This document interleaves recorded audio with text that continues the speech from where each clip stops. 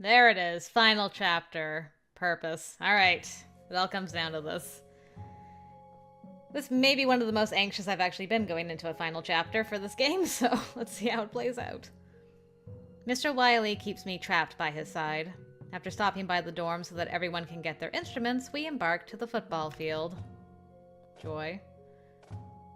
I can't believe he still wants to hold practice. Where are we? Hold on. What section of the camp is this even? Someone is going to get hurt if I don't do something. I continue to walk calmly next to Mr. Wiley, my mind racing. He is no longer pointing the gun at me. It's hanging at his side, clutched tightly in his hand. We walk at the back of the group. Mr. Wiley watches them like a hawk, his eyes colder than ice. I could do it. I could try to take his gun. But what if he fires it? One reckless shot, and I could lose any one of my friends before me. Tom walks only a few steps in front of us, head bowed, shoulders slumped with defeat. How could I live with myself if anything happened to him? No, I can't do it. It's too dangerous. But what if staying here is more dangerous? That is a hell of a situation to be put in. Like, do I risk someone dying to save the majority, or not? I just don't know what to. Ooh! Get him, Tom! Without warning, Tom swings his trombone in one quick movement. I immediately duck, thanks to my years of experience on the band field, narrowly avoiding being smashed in the face by his slide. Mr. Wiley, however, is not so lucky. His face takes the full force of the blow and he drops like a stone. Tom MVP! I don't miss a beat. I throw myself to the ground and rip the gun out of his hands. Damn. Game over. Gotcha! The commotion catches the attention of the entire band. I always say you should duck when the trombones come by. What happened? Tom! You idiot! What were you thinking? I never think. I just act. Clearly. You could have been shot, doofus. I wasn't, though. Tom acts tough, but I'm close enough to see that he's trembling. Heck of a move, man. And here we are again. Me, pointing the gun at Mr. Wiley as he attempts to gather himself. Everyone else is in a tight circle around us, standing way too close for comfort. Everyone stand back! I'm not going to let him take me or anyone else hostage ever again. Mr. Wiley blinks furiously, holding his head in his hands. You assaulted a teacher, Thomas! I hope you're prepared to face suspension. Mr. Wiley! He turns his furious gaze on me. I lift my chin, drawing power from the weapon in my hands. You will let us out. Now. Or else. You're not going to shoot me, Cadence. You don't have it in you. A tremor runs through me. I keep my voice low and controlled when I speak. Do you really want to take that gamble? That you're going to kill your teacher in front of all of your peers? Show no weakness. Don't let him call your bluff. Let us go. Go ahead. Pull the trigger. Let us go! If marching band is really over, then I have nothing left to live for anyway. Stop stalling and let us go right now! Oh, we're getting everywhere with this. Mr. Wiley throws his head back and laughs. The sound sends chills down my spine. Despite everything, he still has all the power. What can I do in the face of such apathy? Suddenly, movement catches my eye. Alex worms his way out of the crowd and approaches. Alex, get back! He says nothing, pausing before Mr. Wiley and I with a curious expression on his face. For a long moment, we share a round-eyed stare. Alex gives me a nervous nod. Then he slowly lifts his barra saxophone, arms trembling with its weight. Wait, what do you think you're... Stop right there! Too late. Did you break it? Wow. Alex was committed.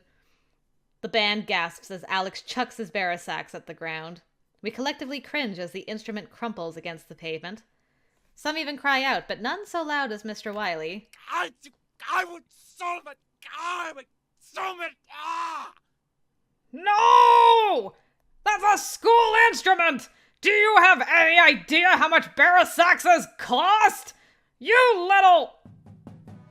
And we'll do the same to the rest of the school instruments unless you do what Cadence says and let us go right now! Ugh. It seems there is something he still cares about after all. Damn, Alex, good job! One by one, the rest of the band starts to catch on. I never liked this crappy school mellophone anyways. The third valve always sticks. I've accidentally punched a hole in the bass drum before. Bet you I could do it again. Surely there must be a better way! Shut up, Clark. Look on the bright side. If marching band no longer exists, these instruments are no longer needed. Eugene, I'm going to need some help with this sousaphone. No thanks. Poor Sam, he's just like, the trauma's coming back. I can't watch this. Yeah, come on! Let's do it together, everyone! He picks his Barasax back up and lifts it as high as he can. His muscles strain to lift the battered instrument, but his eyes shine with pure determination. Everyone who holds the school instrument raises it in unison. I spot Samuel walking swiftly away and Clark covering his eyes. Oh, I feel bad for them. 1, 2, Ah, 3... stop! Here! Take my keys, take the code, take everything and get out! Just leave those poor innocent instruments alone! Mr. Wiley flings his keys at me. I catch them in my free hand, stunned. Which key is for the front gate? The big one. The others are for my cottage, the buses, and the lift. Whoa! Anyone know how to drive? The buses. Maybe we could fire up the buses. Open the gate and drive our way to freedom. Those buses are busted! Let's just make a run for it. Oh, right. Peter. I'm not hoofing it through the woods in the middle of the night. I'd rather stay here than do that. Right, Peter? Well, Felicity, it was nice knowing you. No way in hell. Yeah, me and Peter, we're out of here. I'm getting the hell out of this hellhole. You would leave me behind? Is that a hypothetical question? Everyone begins talking at once. Everyone seems to have a different idea of the best course of action. We can't waste another second. We have to get out of here. And I still have to find Melvin. I pray that he'll be waiting for us outside the fence. Everyone, quiet! I remove the key to Mr. Wiley's cottage from the key ring and toss the rest to Susie. Susie, open the gate and get everyone to the buses. See if you guys can get one of them to run. Use water if you have to, like we did on the drive to band camp. Tom, Peter, you come with me. That's right. Get the most reliable guys in here. Where are you going? To Mr. Wiley's cottage. He's not coming with us. You're not going to get away with this. Everyone hurry! I want to be out of here within 15 minutes. I wonder what she wants to go back to the cottage for. The knife? The band does as I command. Most take off back to the dorms to grab what they need. A small group follows Susie to the buses, armed with water bottles. A hand reaches out from the throng of the crowd and grabs my arm. Cadence, wait. I have to ask you, have you ever fired a gun before? I bite my tongue and shift nervously from foot to foot. I am very aware of Mr. Wiley's eyes scorching me from his position on the ground. Olive understands immediately. This is the button to eject your magazine if you don't want to be carrying a loaded gun. This is the safety. Only take it off if you have the intention of firing the gun. Damn, Olive knows how to fire a gun. It kind of makes sense. Is the safety on right now? No. Noted. Oh, God. Trying to keep from shaking, I do as she tells me to and put the safety on. There. The safety is on, but always treat the gun as if it's loaded and ready to fire. And if you have to aim it, use both hands. That's all the time I have. Wait, how do you know all this? My dad's a police officer. Maybe if we get out of here alive, I could give you some lessons in self-defense. Was that an invitation to hang out? Wait, what does she mean, maybe? And Cadence. I hope Poptart is okay. If he's run off, you'll find him and bring him back, won't you? That kid's running off all the time. If my instincts are right, he's very far away by now, hiding out somewhere. You're not going to find him waiting outside the gate after that fiasco. I guarantee it. She's right. I think back to the night of the storm and imagine Poptart curled in a tight ball, cowering in the woods. Most likely, he ran away and got lost.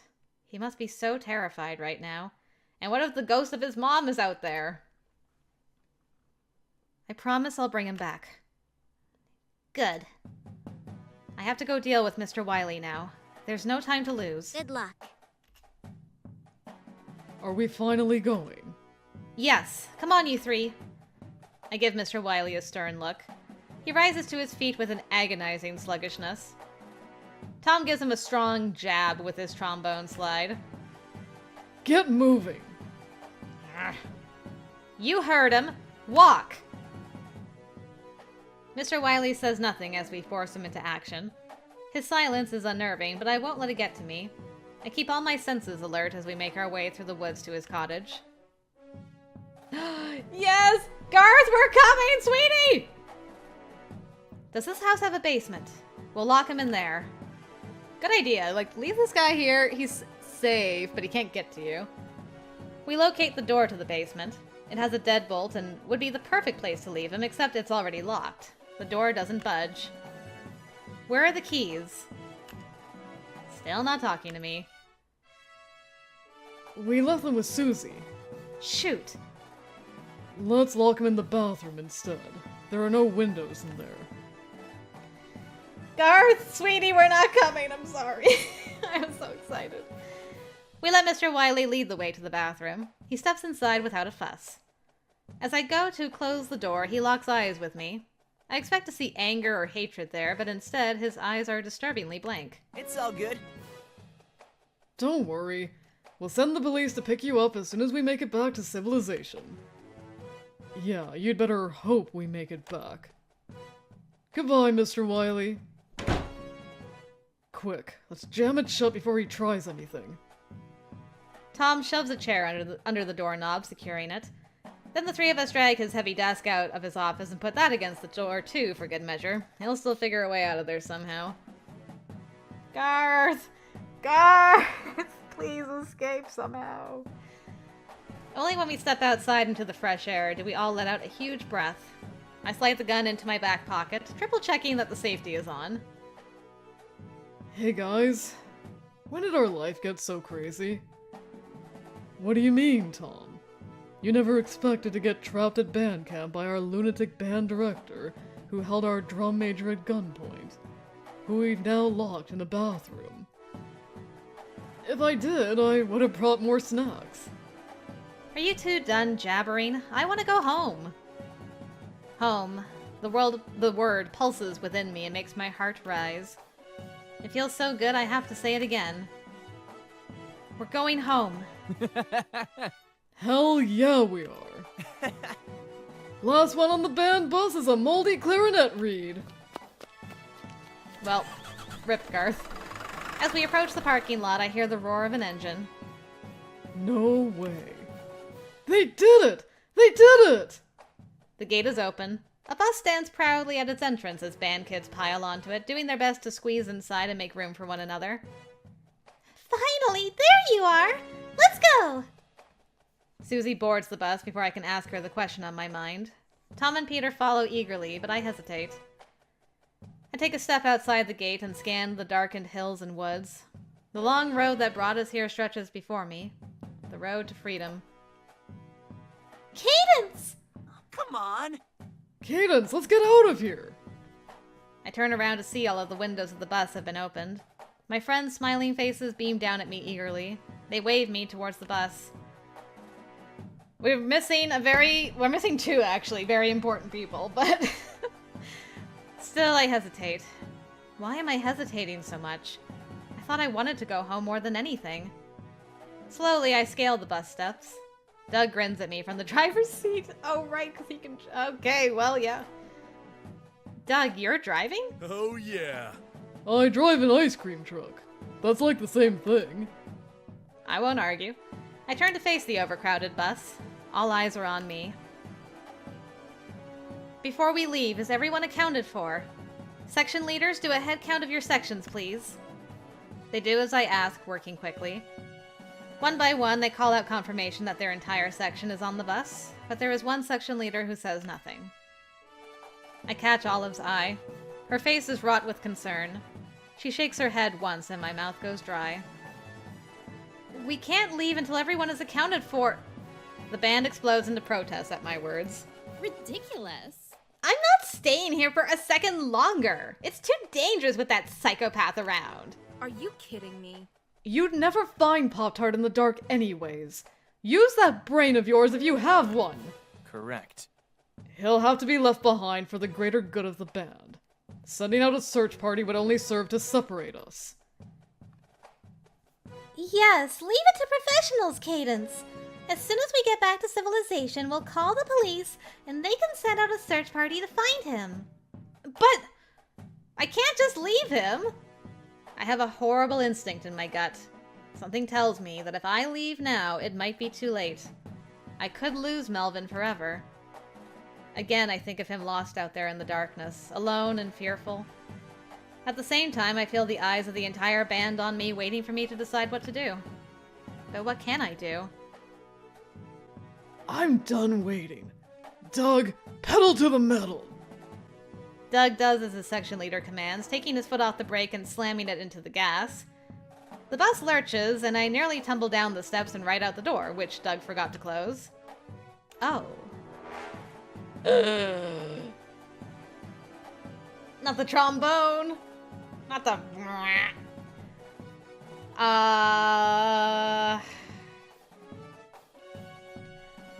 Logically, in the situation where there's not ghosts, you would get out of here, wait, and as soon as you get a signal, get the professionals in here to go and find your friend. 100%. Under no circumstances, if you find yourself taken hostage by a crazy band camp director, should you go and find your sweet boy out in the woods by himself. But we are in a visual novel, so we gotta go find Melvin before the ghost lady drowns him or whatever. I face away from the band, refusing to meet anyone's eyes. I'm sorry, everyone. Oh no! Cadence, stop! Wait! I'm not leaving anyone behind! I charge for the open door. Susie screams for Doug to close it, but he's 1 second too slow. My feet hit the moving ground. I stumble and roll, missing the spinning wheels of the bus by mere inches. For a moment, I'm completely disoriented. I like that they just, like, kept driving. They didn't, like, brake, open the door, tackle her. No, they're just like, well, we're going now. Then I sit up in the dust, coughing and sore, but wholly unharmed. I look ahead to see the bus picking up speed as it bumps along the winding road. That's right. Keep going. I promise I'll be fine, but you have to send help as soon as you can. A number of faces are pressed against the back window, slack-jawed with shock. I give them a wave to show that I'm okay. See you later! I watch the bus until it disappears among the trees, its taillights vanishing amongst their shadows. As soon as that happens, a strange feeling settles over me. I've been lonely before. I've curled up in my bed on a rainy day, angsting about how no one wants to hang out with me and how alone I am. But that can't possibly compare to what I'm feeling now. I am completely and utterly alone. I've never seen the night in such clarity. Every movement, every leaf blowing in the wind or bat flitting across the dark sky catches my eye. The chirping of countless crickets sounds magnified in my ears. The soft glow of Camp Bearpaw beckons me towards its light and warmth. I want nothing more than to head back into the safety of my room and stay there. But I can't do that. For him. I have to find him. I take a deep breath and, summoning every scrap of courage I have, step away from the light and into the darkness.